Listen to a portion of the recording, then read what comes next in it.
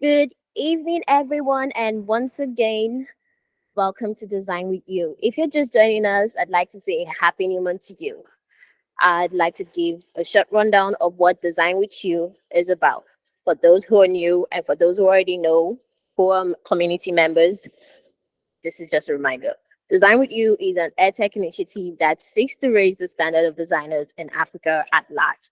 We provide weekly webinars with the aim of providing impact by connecting industry experts and seniors to designers. We partnered with Propel in 2022 to provide our community members with job opportunities. Propel is an international company headquartered in Berlin that links companies open for employment to tech talents in new and emerging markets. We share updates about resources, job opportunities, and meeting recordings on our monthly newsletter, bi-monthly newsletter. Today we have with us Dumebi Iwuchukwu, and he's going to be taking us on the topic, the creative design process. Okay, so I'd like to give a rundown of who Dumebi Iwuchukwu is. Dumebi Iwuchukwu is a design lead at Steers. His name is also Nadirinwa. I hope I pronounced that right. He's a designer based in Lagos, Nigeria. He's been in design for 10 years now, and he has an experience in art direction, brand, and product design. Dumebi is in the house with us today.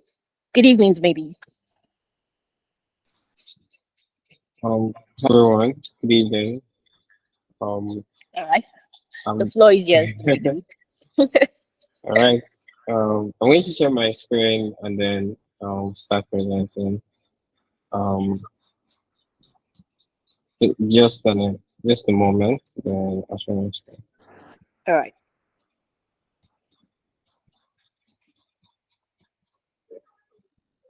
Okay. So as I'm sharing my screen, I'm not going to be able to see questions and comments. So if you have any questions for me, you can just drop it in the chat and I will respond to them. Um, if you have any questions, drop it for me in the chat and I'll respond to them at the end. Also, I'm going to turn off my camera so that it's not so bright here. Um, just a moment, please. It's not so bright here, so I think let me turn off my camera so I can concentrate and not think about how I look, but concentrate on what I'm talking about. And I'm going to turn on my camera at the end during the question and answer session. So today we're going to talk about the creative design process. I'm going to go a bit broad today, but it's like I'm going to try and move quickly. So a bit about myself. I think there's been an intro, but just to go over it again, I'm Dumebi. I'm currently design lead at Steers. So if you don't know what Steers is, Google it. Just visit steers.co. Steers is a data company that answers questions about Africa. We have a publication, Steers Insights, which is a subscription-based publication through which we publish insights and analytics on what's happening in Nigerian economy and governance. And we also have Steers Analytics through which we answer data questions for several multinationals and governments and policymakers. I'm also a design management fellow at On Deck. Currently now thinking it's now called Coho. But I'm a management fellow on Deck. On Deck and Coho is a community of designers and design leaders who mentor each other and learn from each other. I'm also a member of Envision Design Leadership Forum, which is a community of design leaders, a global community of design leaders organized by Envision, where knowledge is shared and there's also peer mentorship and resources are shared. And I mentor designers for free on EDPNS. Um, so I'm going to move quickly. If you don't follow me on Twitter already, just follow me. My Twitter handle is Dumebi, but the E is a three, so do 3BI. So I'm going to move in quickly into what we're going to talk about today, which is creativity. What is creativity? So the first thing I did was to ask Google, what is creativity? So according to Google and Oxford Languages, is the use of imagination or original ideas to create something. I love this definition, although I have my own personal definition of creativity, which tends to change from time to time, depending on what I'm working on or my current understanding. I think my personal understanding or personal definition of creativity is it just using what you have to create what you want. I like it's a very simplistic definition, but it's basically using what is at your disposal to solve problems. Um, so you think about it, you want to open a bottle of wine or you want Um, to open a bottle Sorry, of Coke, maybe. and you, Sorry to interrupt you. We cannot see your screen anymore. oh, okay, Yeah, thank you. oh, okay. I didn't realize I stopped sharing my screen. Share my screen again. Can you see my screen again now? Yes, we can. Okay. So let me start from the beginning. Sorry for that. So we're going to talk about creative design process. I'm Dumebi, design lead at Steers, design management fellow at on deck, member in Vision Design Leadership Forum, design mentor at ADP List. Um, I'm also a retired medical radiographer. I think that's something funny that not everybody know about me. So I have a medical background. Um, and you can follow me on Twitter. So I was talking about creativity. What is creativity? So according to Google and Oxford Languages, is the use of imagination or original ideas to create something. I think with this definition, one important keyword is imagination. But I was talking about my own personal definition of creativity. It's not something I will write an exam. It's just the way I explain it to myself and the way I understand and function with it is that creativity is using what you have to create what you want, right? So I was going to give the example of, you want to open a bottle of Coke and you don't have an opener.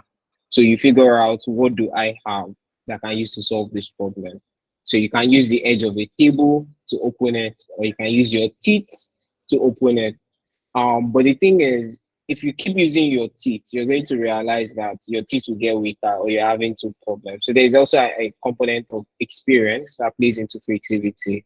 Where you know that, oh, maybe my teeth is not always a good idea to use to open a bottle of soda. So you might now default to table or insist on getting an opener. Um, I also went ahead to, we're in the age of AI and um ChatGPT. So I asked Kindly One Savant, which is a ChatGPT based AI chatbot that was created by a Nigerian developer, um, Justin, also known as Wonderkind on the internet. I think he has other names. I know his name is Justin. Um, and according to Kaine gave me two definitions and then explained a bit. So it's a long definition that says that creativity, you don't have to spend time on this. I'm going to share the deck later. So just flow with me. But if you want, you can take screenshots on your device as well. So creativity is the ability to generate new and innovative ideas, concepts, or solutions to problems using imagination and original thinking. The term is often associated with art, music, and literature, but it is relevant to many other areas of life, including business, science, and technology. So I'll take it again. Like creativity is the ability to generate new and innovative ideas, concepts, or solutions to problems using imagination and original thinking. The term is often associated with art, music, and literature, but is relevant to many other areas of life, including business, science, and technology. The second definition is that it involves breaking away from conventional ways of thinking and coming up with original and unexpected solutions. It involves taking risks and exploring uncharted territory to find new possibilities. Creativity manifests itself in a variety of ways, including art, design, writing, music, and other forms of expression. Um,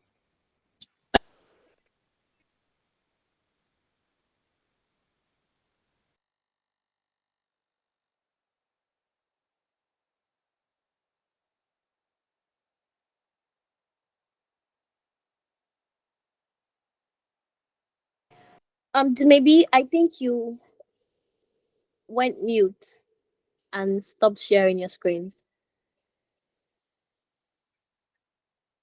Can anyone hear me?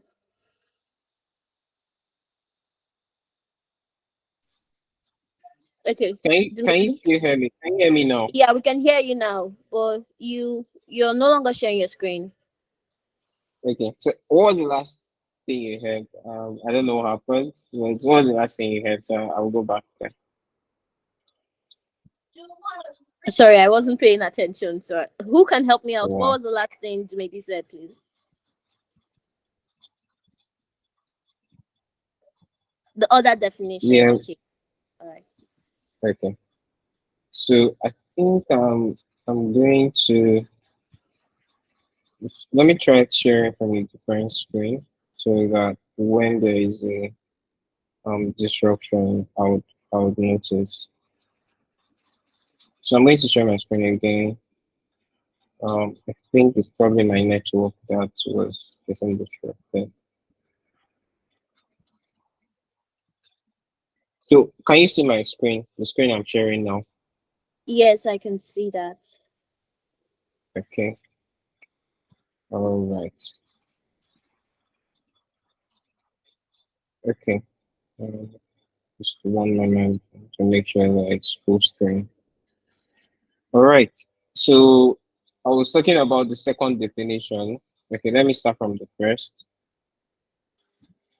According to this chat GPT based AI chatbot, I'm hearing sound like, please, I can't see the screen. So if you have something to say, let me know. Um, can you all see my screen and hear me clearly? Yes, we can. All right. So if there are any questions, you can be in the chat box. I'll attend to them again. So I'm saying that creativity is the ability to generate new and innovative ideas, concepts, or solutions to problems using imagination and original thinking. The term is often associated with art, music, and literature, but is relevant to many other areas of life, including business, science, and technology.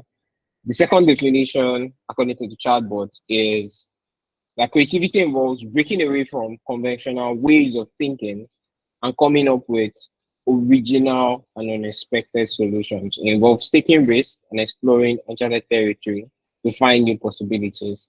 Creativity manifests itself in a variety of ways, including art, design, writing, music, and other forms of expression.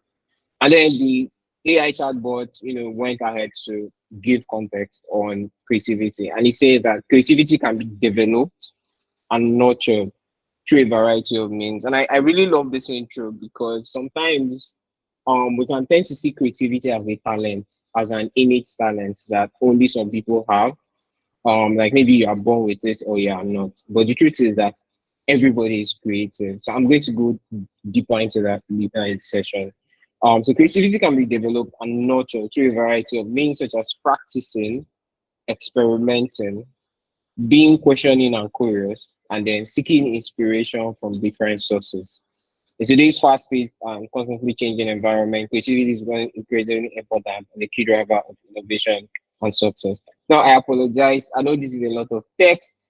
Like I said, I'm going to share the deck later, so don't dwell on this. So I'll start with a question: who is a creative? And the answer is everyone. Everybody is creative as long as everyone that has their full mental faculties is creative. But the funny thing is, we've also seen people with mental disabilities expressing, manifesting creativity in the way they solve everyday problems, right? So the truth is, everybody is creative. But the thing is that creativity is a choice and it can be a responsibility in the sense that growing up some people drew because they chose to, because they're interested in it. So you can just be creative because it's innate to you, because you choose to it. But then for someone working as a designer, for someone in a creative career, creativity is not just a choice to you, it's a responsibility. So you are getting you're trying to be hired as a designer, in a company, you see that creativity is one of the things that you are measured, it's one of the metrics that you are judged by, because on a daily basis, you're going to be responsible to be creative on demand. So we're going to talk about that process that will enable you to be able to be constantly creative, to be creative. And also, if you think that will help you conquer moments when you don't feel so creative, or to push through moments when you feel you have creative block. Um, so what makes a good creative designer? I'm going to dwell on these 6 points for a bit and then move on to the rest. The first one is empathy. Why did I start with empathy? Empathy, um, I think a simplistic definition of empathy is putting yourself in another person's shoes.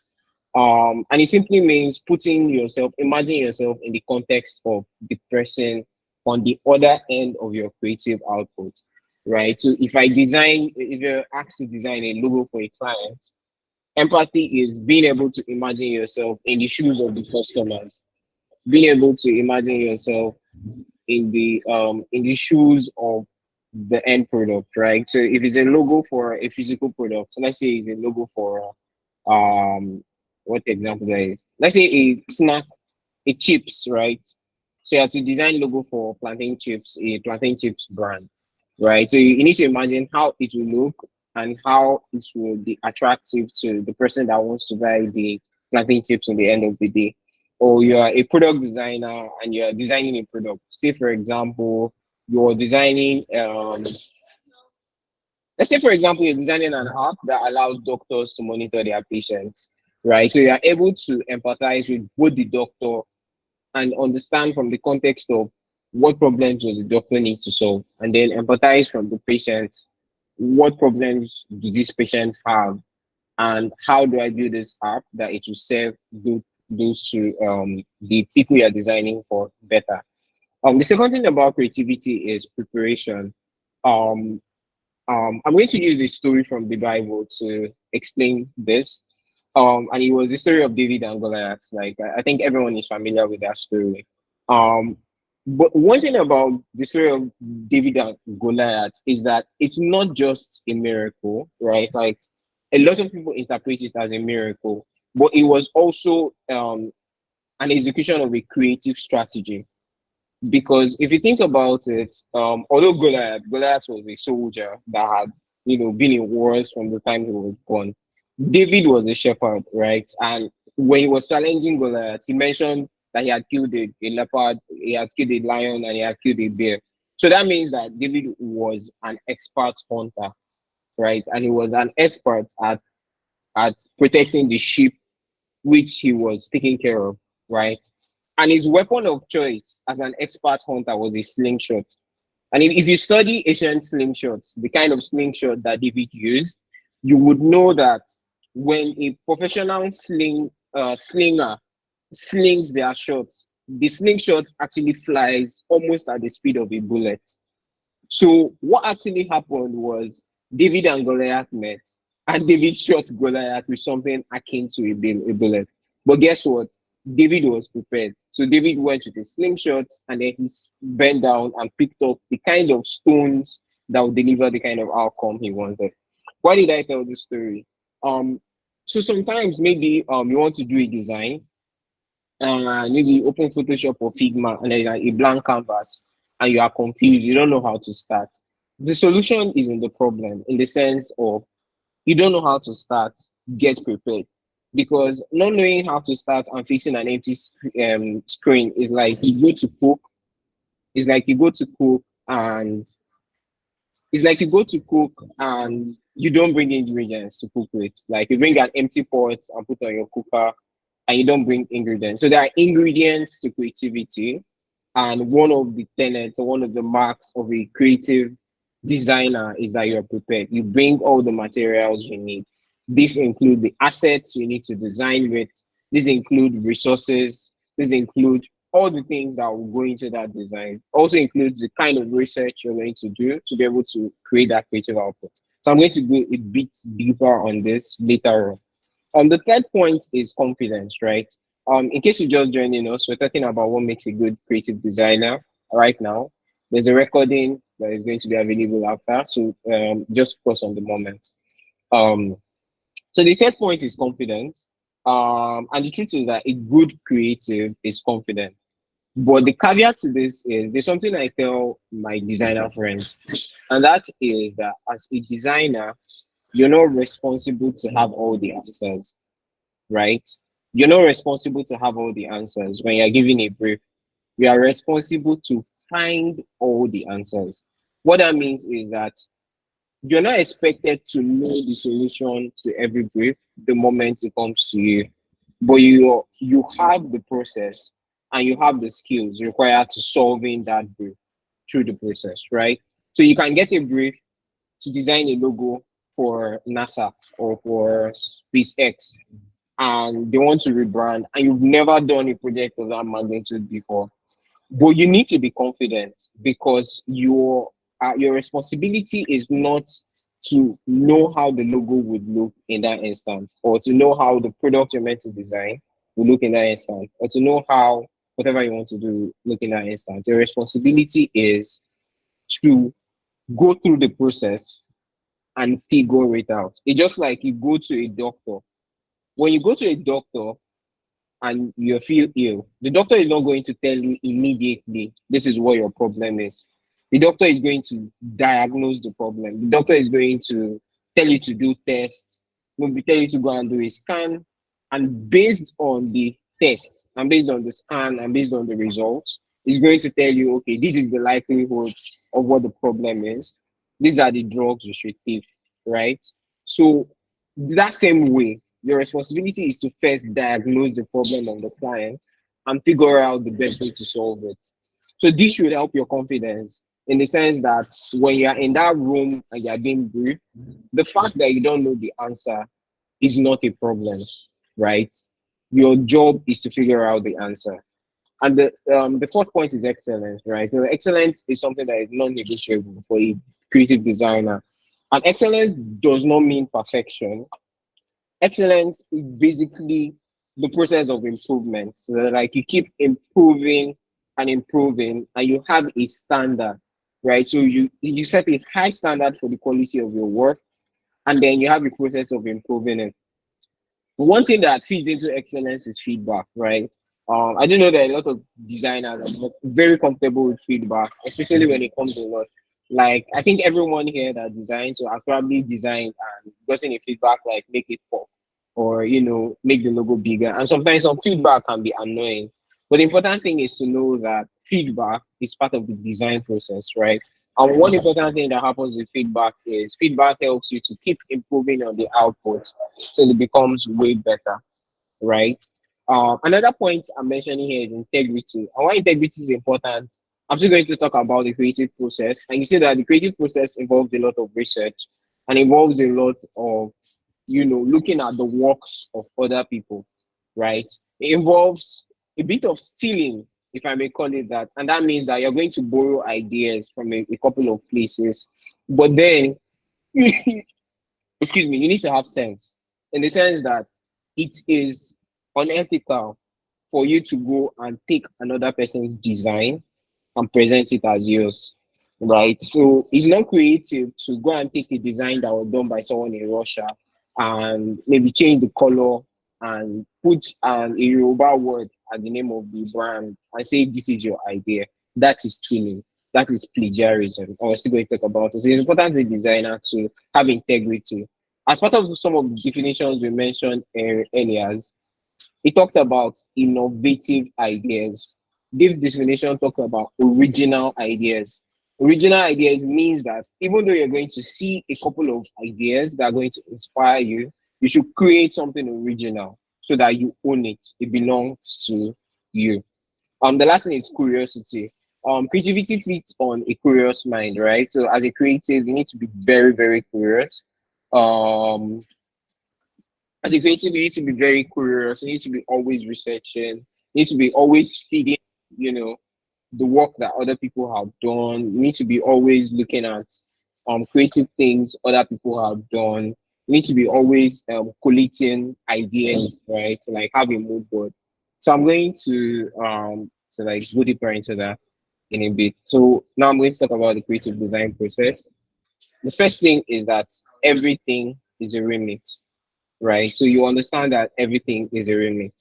If you think about it, it's like every human being is a remix of our parents, right? It's a mixture of cells from our father and our mother, right? So there is no original idea in the sense that, yes, I did say that, as a designer, I should be original, but I did mean that there's no idea that does not have elements from other existing ideas. It's just like every molecule is composed of different atoms, right? So, for example, like this picture is actually funny if you understand the concept. I might be old, but if you watch Star Trek, not Star Wars, Star Trek, you know that this is Mr. Spock, right? But then this is the makeup and the hair of a very old popular like person is late, but like in the 80s, 90s, a very popular celebrity called Marilyn Monroe, right? So this is like makeup and hair of Marilyn Monroe combined with Mr. Spock. So this is a creative pop art that is really interesting and it's a remix of two different people combined together to create something new, right? So I think this is a good mindset to have that creativity in creativity or in creative design, everything is a remix, right? Um, and then what I said about um coming back to what I said about integrity. As a creative, is stealing is just like I'm just using the word steal, but it's basically taking inspiration from other existing ideas, but you should not plagiarize. So plagiarize is like I remember a friend told me of when they were in JS3 and someone copied, someone's exam, and not only did they copy the questions, they also copied the person's name.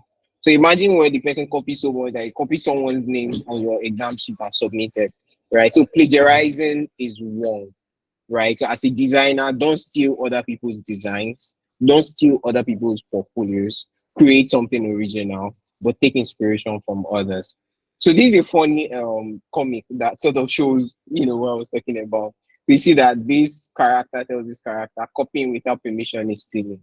And then this character repeats back, copying without permission is stealing. And then he shouts thief because like he just copied what I said, right? So basically the same thing.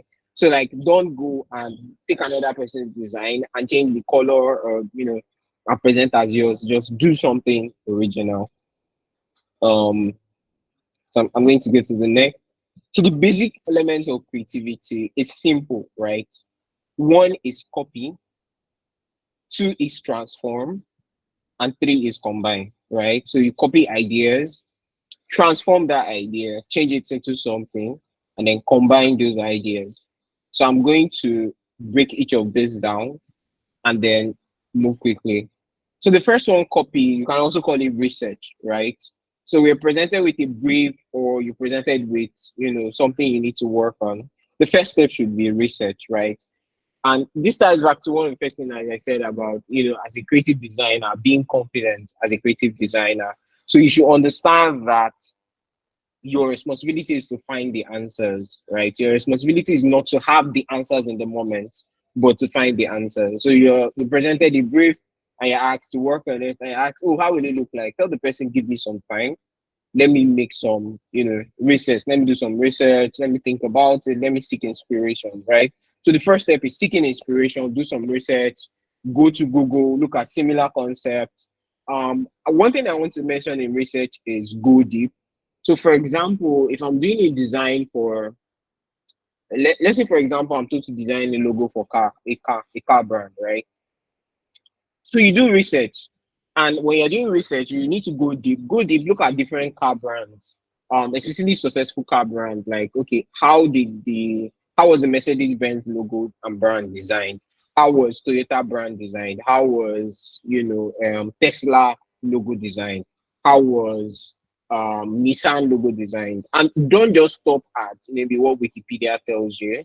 Go deeper. Like, okay, maybe the person that designed this logo, find out the name of the designer that designed some of the logos and go and look at other logos those designers have designed, right?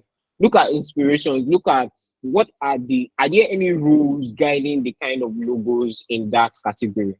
So for example, if you're looking at medical logos, you see that there are particular symbols that are common in medical logos. If you look at car logos, you see that most times they always have a black and white version, right? Because on the manual of the car, on different places of the car, it's either going to be branded or just have white and black.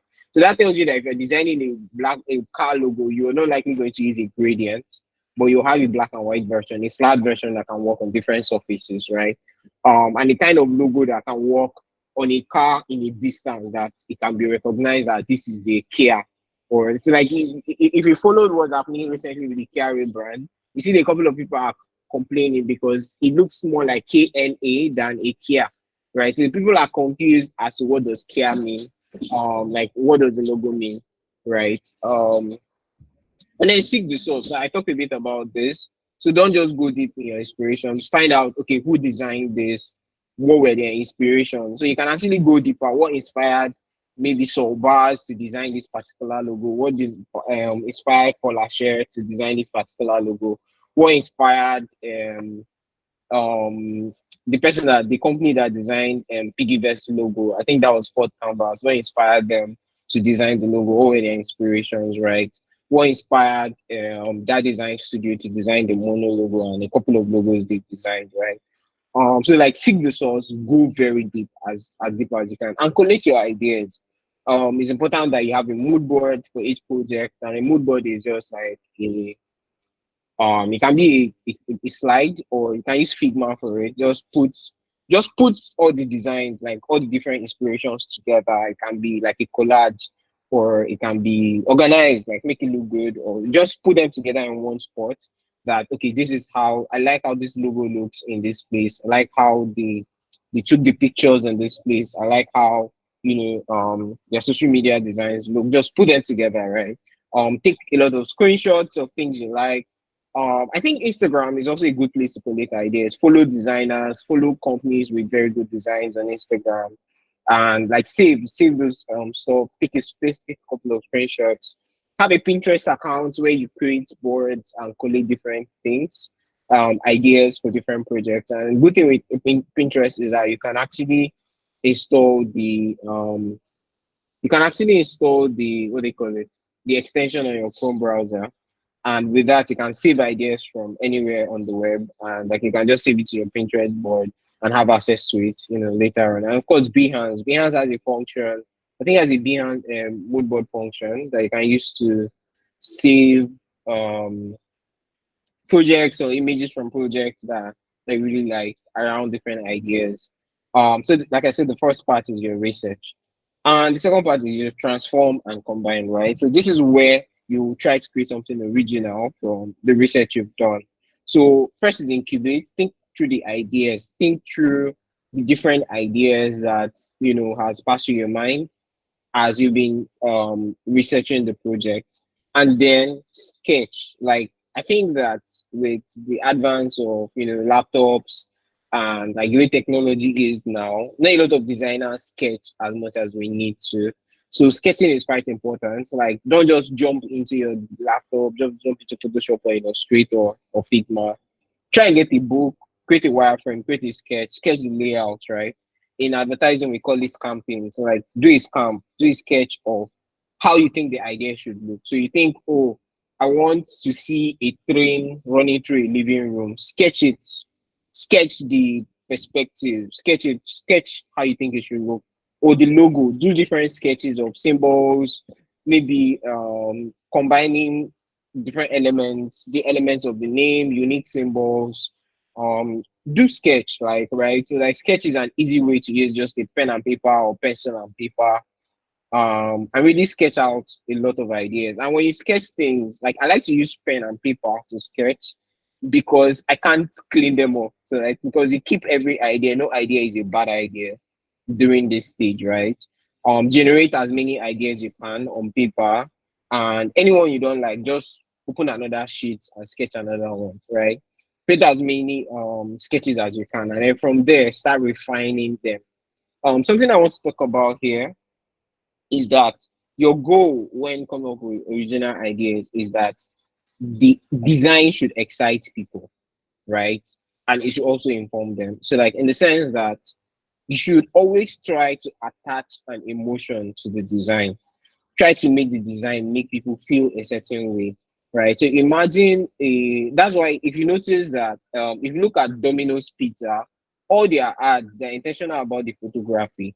That's like the photography is always done at eye level in the sense that when you're looking at the flyer on your phone and you're on you're on Domino's Pizza website or app on their social media page, it looks like you are holding the pizza in your hand or like it's on a table where you are, right? It's intentional. So like and it sort of makes you hungry. And like most food photography is also done at eye level, is intentional.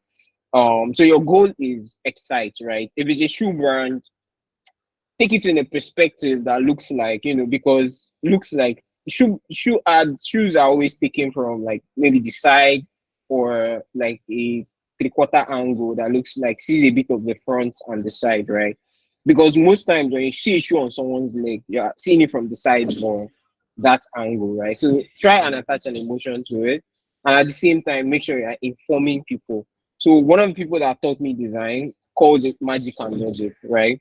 And that magic is add something magical to the design, use something that would, make people see things differently, and then add logic, like what is the call to action? What is this saying? What's the information here? No matter how exciting your design is, if it doesn't have an information, it has failed. Unless it's just, I don't know, if it's unless it's artwork, right? But graphic design is not artwork, right? It's intentional. It's business design. You're designing for a business outcome. So it's either you're designing a logo for a brand or you're designing a marketing material for a brand or you're designing a product. So in all those sense, it should inform and then it should excite. That excitement can also be from making sure that aesthetically that the design looks good and the design is appealing, right? And then another thing is make sure you combine the message and the brand, right? So you should not focus so much on the message and not involve the brand. And what I mean here is there are brand elements, right? And this applies a lot to brand design and product design. I'm differentiating brand design from brand identity design. In the sense that brand identity design is like designing the logo and brand elements. Brand design is designing brand materials, brand assets, right? So marketing design, social media design. And when you're doing those designs, it's important that you design it in such a way that when I see this, I know which brand it is from. When I see this, I know, oh, this is a first bank social media flyer, and I know what the message is about, right? If I see this, I know this is from Piggyverse, I know what the message is about. If I see this, I know it's from Steers, and I will know what the message is about. So it means that you stay consistent with the brand, and then make sure that the message is clear, and then make sure the design is simple. Especially now in the world of social media, most of the designs that are going to be created is going to be consumed over the internet, and things move quickly on the internet. So you should make sure that the design is simple, that people can get most of what you're saying at a glance. Even if you're designing adverts, you're designing a billboard, except there is traffic, people are going to be in fast moving cars and look at the billboard, right? So you design it in a way that at least someone can understand what you're saying at a glance. So you should not do the kind of billboard that Lagos State government did around Uniland on Third Mainland Bridge that has 20 paragraphs on it that is impossible to read all the things. You just see someone lose picture and bunch of text, right? That is a badly designed billboard because nobody's going to park their car on Third Mainland Bridge to read everything on that billboard, right? And then the last thing is share your idea, like as after you created the design or like the deliverable. But then it's important during the process to document it. And that is take notes of what you're doing during the process because it's important to present your idea when sharing it, like give context of this is what I did and this is why I went this direction. Because if you don't document your process, presentation will be more difficult for you because you'll be struggling to remember, hey, what did I do? How did I come up with this? But if you documented it, you remember exactly the factors that influence your design decisions, right? And then important to share your design deliverables and the presentation format is important. Unless you're working within a company and you're sharing a project within a deliverable in the context of the wider project, don't just send JPEGs or PNGs to someone's WhatsApp or Slack or email, right? Put it in a deck, right? Send it in an email and explain what the design is about. Provide context. especially because not everybody that is going to see the design you share was familiar with the original brief you're working on. So, for example, if you're working within a brand, there's probably a growth or brand manager, right? But when you share the design, the CEO might get to see that design before approval is made. But the CEO might not have seen the brief that you were presented. So when presenting it, make sure that you share it in context of the brief, right? So this was the brief, this was the problem I was meant to solve, this is my solution, this is the design, simply put, right?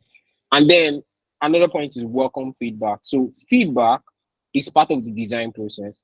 This feeds into preparation. So like when you're preparing for the design, it's important to plan for feedback. So don't just plan, oh, I'm going to do this design in 2 days.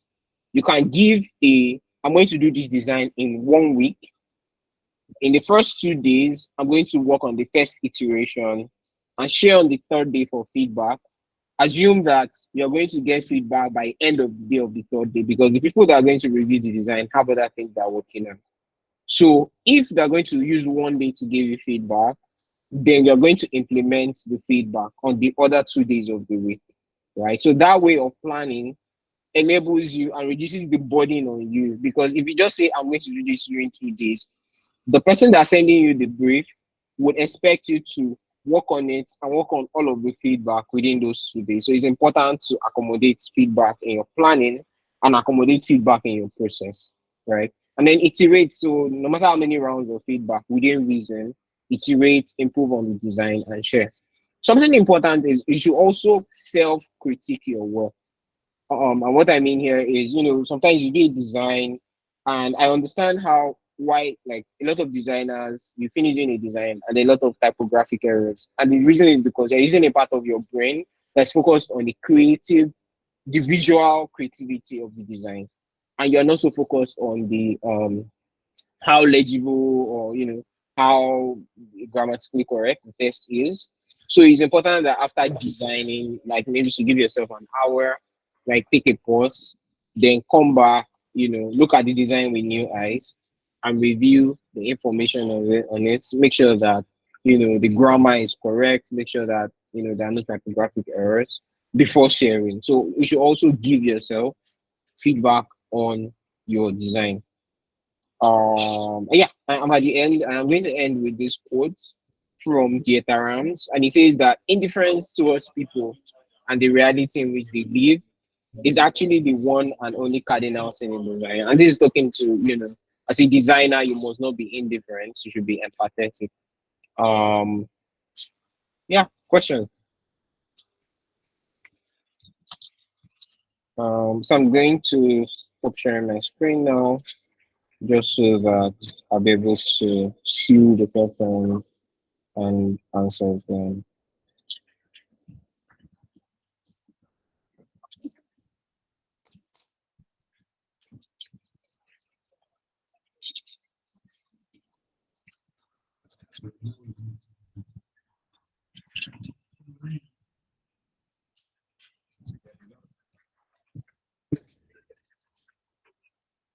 So can everyone hear me? Are there questions or are there questions in the chat that I'm missing out on?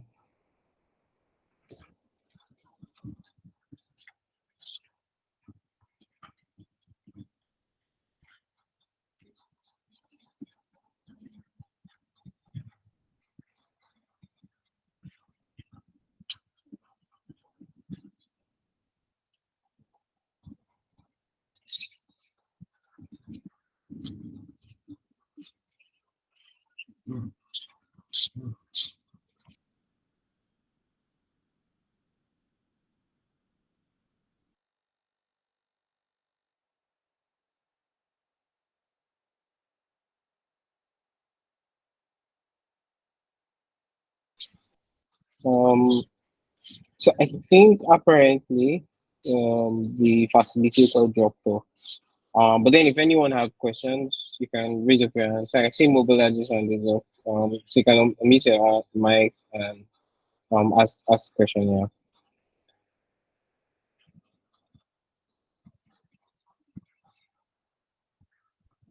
Hi mobilizer, your hand was up. You can go ahead and ask your question. Can you hear me, Mobolaji? You can unmute your mic and ask a question.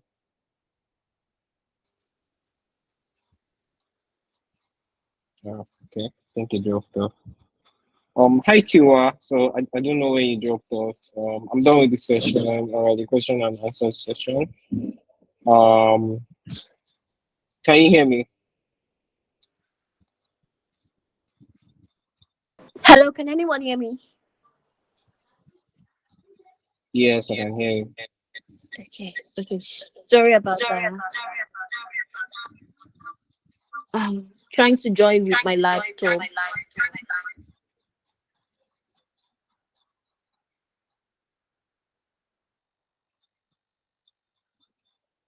Sorry, my network kept kicking me off.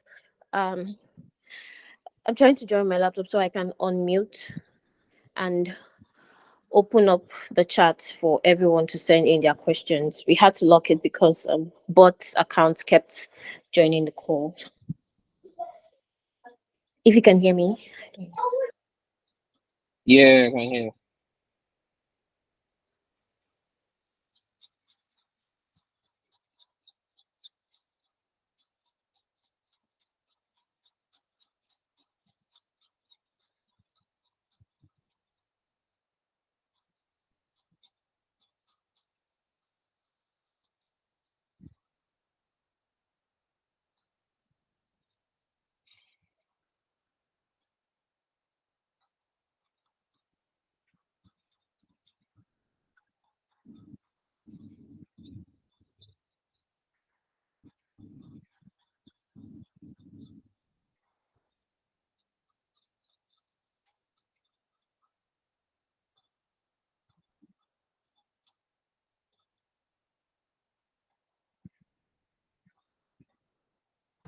Okay, so that's not working. If you have a question, just raise your hand and I will unmute you from my end, please.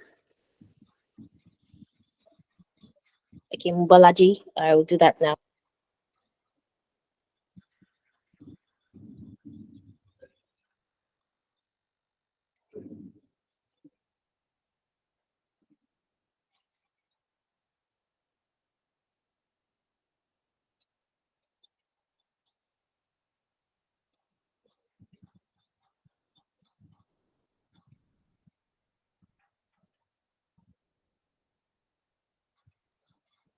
Okay. Mubalaji, okay, you Yeah. can talk now. Hi, good evening. Hi to I Dumebi.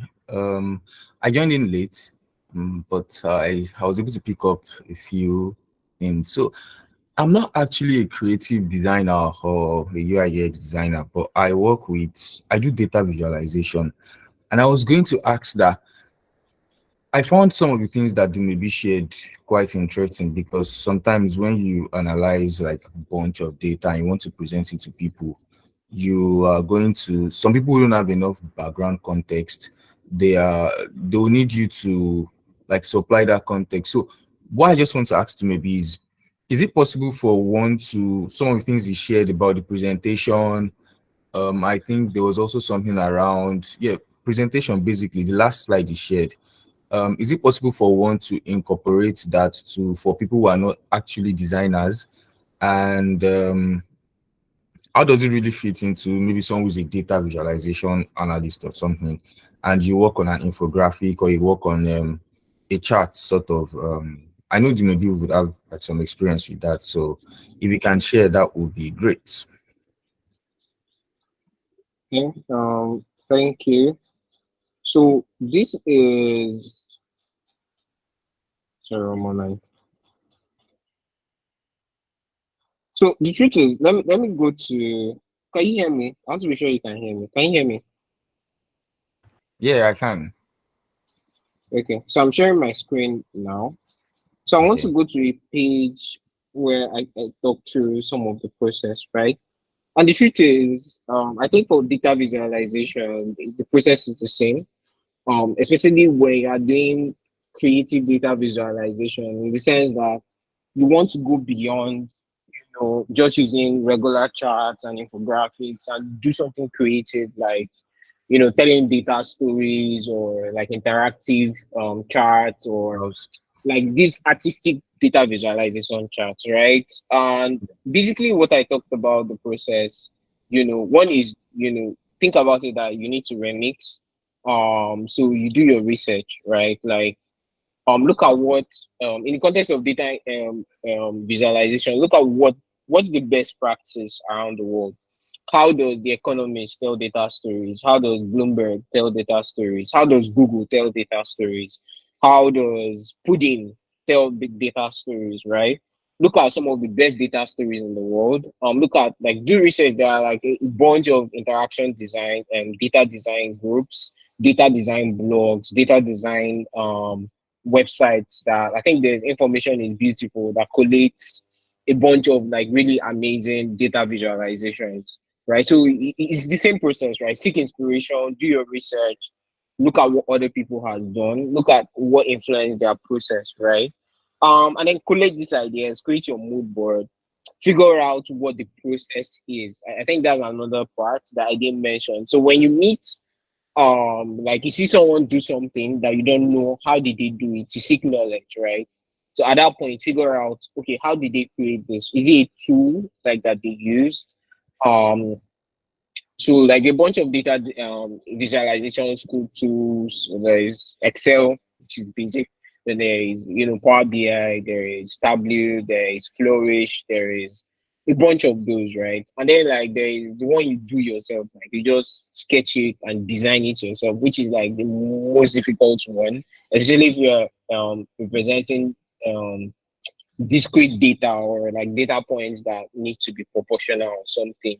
But the basic thing is like do your research, find out, okay, what tools do the best people that do this use, what are the best practices, experiment with it. Like, so that experimenting also ties into your learning process. Like, try and learn the tool. Like, okay, how do I use Tableau to do a data story on a map? So, for example, if I want to map maybe incidents of violence during the presidential and state elections, how do I do that on a map in Tableau, for example? And then, like, if I want to do something custom, how do I get a Google map and then superimpose, like, maybe create a legend and have symbols that used to represent those incidents in the locations where I know those incidents happened, right? And then, like, create your own design and then share and get feedback. So I think something that I can mention here is you shouldn't just seek to get feedback from you, in the sense of getting feedback from like your self review and sending it to maybe the person that sent the brief or your boss or the person manager. It's also important to get feedback from your peers, like maybe people that are your colleagues that are at the same level with you. Because sometimes they might also have insights in this place, get their feedback. You can also text it with people that are not involved in, they're not, analysts or people who is a designer, because it's the regular normal people that is going to consume that data. So also test, like, does this make sense? Did I create something that is a beautiful nonsense? I create a data visualization that is beautiful, but nobody can understand the data. So like also make sure that, it makes sense, and then improve on it. And yeah, I think that's the way I would relate it to what you do, data visualization. I hope that helps. Yeah, helps, was helpful. Thank you so much. All right. So I think Roslyn, your hand is up. Are you able to unmute yourself and then ask your question? Rosalind, I think you can try unmuting yourself. Okay, I think that's not working. Let me do that. Rosalind. Okay, yeah, I could just amuse myself just now. Hi, Dumebi. First off, I want to hope you can hear me. Let me be sure I'm not talking to myself. Yeah, I can Okay. hear you. All right. I want to appreciate you for this session and also um design with EU. Yeah. My question is the first I have two questions. The first question is, can you talk about the role of experimentation and iteration in a design process? And also the second Yeah, question is, yeah, yeah, say I'm something. listening to you. Yeah. Did you get the first question? Yeah, I think you asked the role of iteration and experimentation Yes. in, Design maybe process. ask it again because I didn't get the last part of it. Okay, so the first question is, can you talk about the role of experimentation and iteration in design process? And also, the second one is, how do you measure the success of a design project? Okay, so I'm going to start from the first because I think it's one of the most important questions. There's something I was taught. It says when purpose is unknown, abuse is inevitable. I think purpose is very important, and success is tied to purpose in the sense that if I don't know what this design is for, I would never know if it's successful or not. And I have to tell you that except a design was done specifically for an award, being an award winning designer is not the same thing as being a successful designer. In the sense that you can design an award that looks good enough to win a design a product or a graphic or an ad that looks good enough to win an award. But if it doesn't meet the business goals, and business goals is usually in two buckets, right? So it's either usually either revenue or growth, like audience growth. So they either need um to grow, increase the amount of money they make, basically, right? Or increase the number of people who are aware of their product or who use their product. So there are products that like have a freemium model that like maybe is a newsletter. So you can increase the number of people that interact with the product or are aware of the product and then money, right? So I usually tie the success of a design to those two metrics. So when I design an ad, I'm interested in how much did the brand make more money within this period. Also, how much did people talk about it? Like if it's an ad or a social media campaign, did it go viral? How many people became aware? What are the analytics like? So as a designer, you should be interested in analytics, like if a campaign was run, how many people saw the ad, how many people signed up, how many people paid, how many people subscribe. Those are the metrics, right? So in as much as it's not easy to say, okay, 20 people signed up exactly because of the design. But if the campaign set a goal of, want 200 people to sign up within these 2 months, and you did a design that promoted it and all of that, and at the end of that period, 400 people signed up, you can confidently say that design contributed to that 400. Because if the design was not good enough, people would miss out on the message and the brand will not have the result they want. So for me, those are the two areas I used to judge the success of the design. There can be other secondary metrics, but I call them vanity metrics. Um, Especially because you can do a design for a social media post and 1,000 people like it, right? Or it gets 5,000 retweets. That is good. But the most important thing is vanity metrics, social media, it's good. It's good for the brand, but that is a long-term play. What is most important is of the 1,000 people that liked it, how many of them clicked on the link and went to see the product, right? How many of them visited the website? How many of them downloaded the app? How many of them signed up to create an account? That is the more important metric. How many of them put their card details and pay? That's the more important metric. So as a designer, you should be invested in the metric. Because that's one way, you can track. That's even a good way to convince the business that design is contributing. So if you are working on projects that is gaining traction, that is getting results, it's easy to convince the management, oh, let's upgrade the laptop. We need to get MacBooks for the designers, or maybe I need to get a workstation to work from home, stuff like that. Well, if you are doing designs and your designs are winning awards, your design is featured on best website, but nobody is visiting the website, or when people come to the website, they are not signing up, there's a problem. And it's difficult to convince the business that design is effective if the business goals that design directly contributes to are not met. Then going to your first question, the role of experimentation and feedback in the design process. Those two processes are very important. Design is iterative. So if you think about the design thinking process, and like that's the combination of a bit of product strategy and design.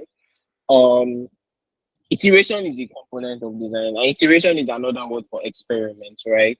So say you're designing a landing page, you're going to is advisable you design two or three options just to experiment. Like even in digital marketing or in product design or in product testing, there's something called A/B testing, where you design a form, two versions of a form, and then you test it, you put it out in the world and see how people interact with version A and version B.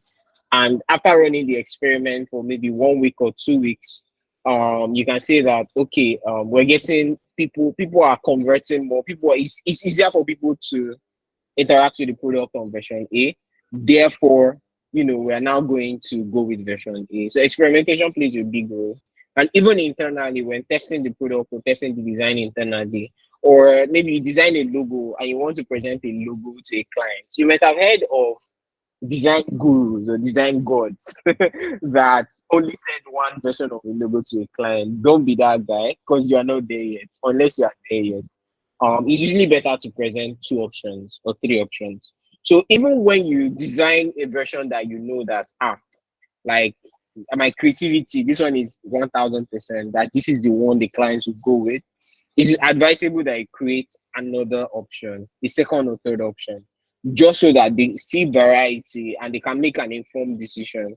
Because some clients tend to have the mindset that the first design they see is not the best version.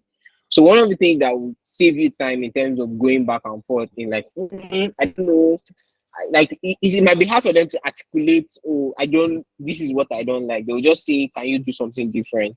So when you present different versions, you can now tell them, okay, these are three versions, choose one. So they have to make a choice. So even when they have further feedback, you can now drill down into, okay, maybe change the color or maybe do this. So experimentation is important in the design process, and feedback is an important part of the design process. I was in a WhatsApp group that had some designers, and someone said that a client gave him feedback and he blocked the client. That person was very silly. Feedback is part of the process. Now, it's important as a designer that you also learn how to manage feedback, in the sense that set expectations that we have 1 week to deliver this project. So that means that we can only accommodate 2 rounds or 3 rounds of feedback, right? And as long as you make sure that also you need to, as a designer, give feedback on the brief. So if the brief that you're meant to work on is vague, it's important that you give feedback and get some more information before you start. Because if it's like you enter a bus and you don't have an address, or you're just going to Lagos, when you reach Lagos, which bus stop are you stopping? Right. So if the brief is not defined, like you can end up anywhere. You can end up in Kokomaiko, you can end up on Lagos Island, meanwhile you're going to Ikeja. Right. So it's important to make sure that the brief is detailed, you know exactly what you want. And also that translates to the final rounds of feedback. Make sure that the feedback is clear and actionable.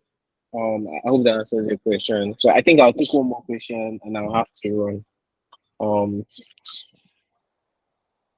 does that answer your question, Amarachi? I did. Thank you. Yeah, okay. All right. Is there any other person with a question for Dumebi? Please raise your hands and I will unmute you. Okay, I think if there are none, I think we've come to the end of this session then. Thank you so much, Dumebi. I also want to apologize to everyone for the hitches in this session. Thank you and good night. Yeah. Before we leave, you can follow Dumebi on Twitter. I posted his Twitter link in the chat, and also give us a follow.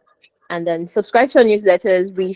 We'll be sharing updates and recordings of this meeting. If you came in late, you can watch the recording on our YouTube channel. And good night, everyone. Thank you so much, Dumebi.